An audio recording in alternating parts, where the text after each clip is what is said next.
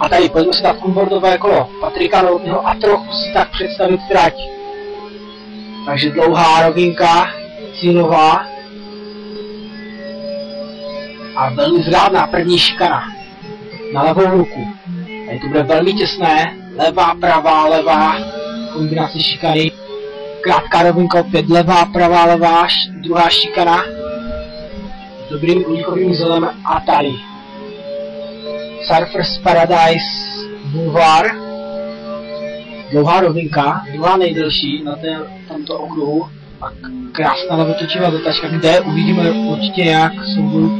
Krátká rovinka a opět levá zatáčka nás vynáší na Mine Beach, paráde, nejdelší rovinka na okruhu mimochodem a na konci ní číhané se levo-pravá kombinace šikany, kde se určitě bude dát a uvidíme velmi zajímavé předjížděcí souboje.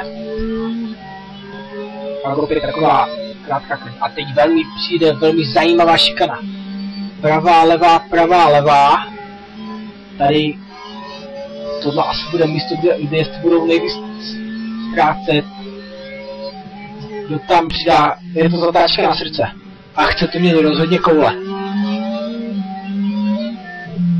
A tady poslední sektor poslední třetí sektor velmi technický. Důležité udržet koncentraci správně na zatáčky. A teď poslední zatáčka, pravo-levá kombinace. A teď velmi důležitý věc na tu rovinku.